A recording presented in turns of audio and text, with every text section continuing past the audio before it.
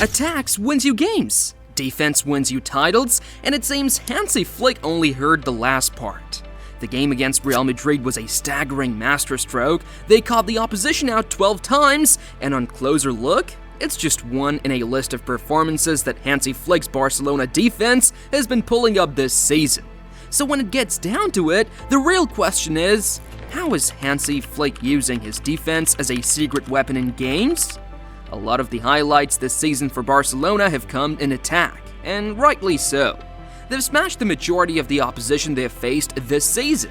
A 7-0 win versus Real Valladolid, beat Bayern Munich 4-1, beat Real Madrid 4-0, beat Sevilla 5-1, Robert Lewandowski has scored the most goals in La Liga in Europe's top 5 leagues this season. Rafinha has double digits in goals and assists already this season. You get the idea by now. They've been flying in attack. But really, it's only happening because of the incredible work Flick's team has been performing in defense. For Hansi Flick, seems he's rewritten that previous code because to him, the best form of defense is attack. But, Jules, the wheels nearly came off in the second half. You getting nervous about this high line? It is very risky at times. We said that before. I mean, Espanyol had 2 goals disallowed for tiny offside. They were offside, but they were tiny. Barcelona plays with such a high line that it almost feels criminal to watch. The idea is to suffocate the opponent and keep them pinged in. Flick's team will push the attack as far as up the pitch as possible, and with that, they begin the attack phase of play in the opposition's half.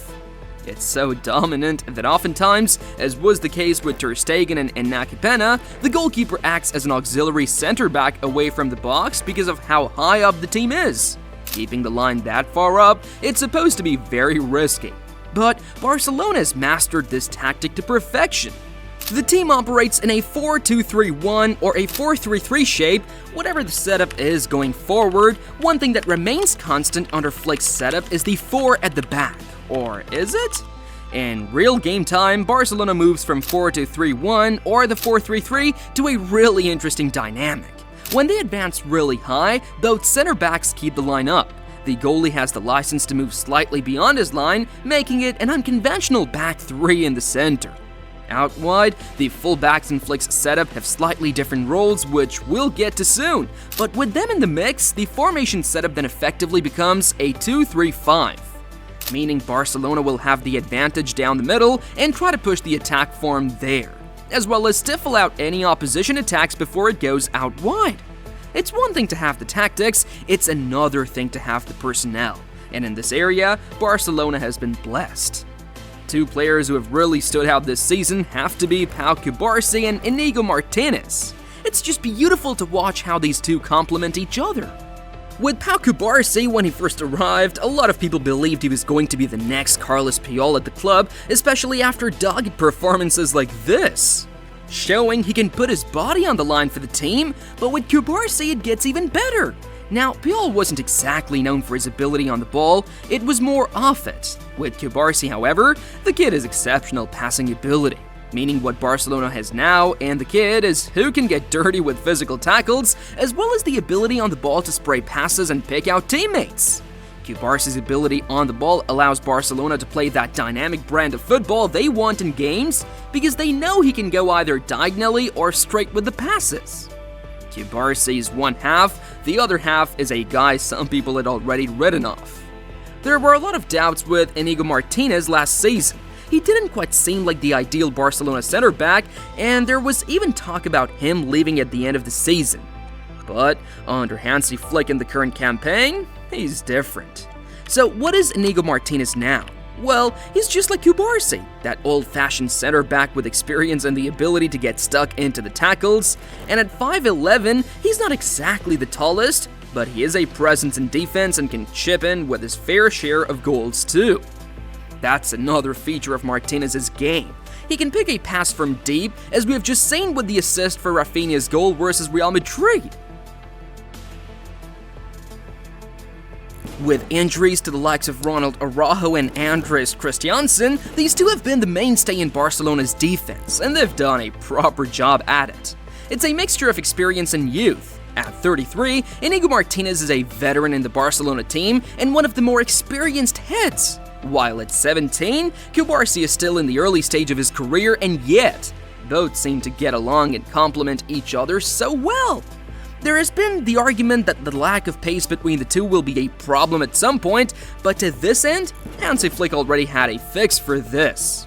In games against Real Madrid and Villarreal, the opposition scored goals on multiple occasions, and almost every time, the goals didn't count. Why? Because of how well they play the high line. Mbappe was caught out 8 times in defense. Keeping him and the rest of a Madrid team that also had Vinicius Jr. in it is proof that the system and the high line can work, and that while lack of pace might be there, the high line tactic is full on to combat it.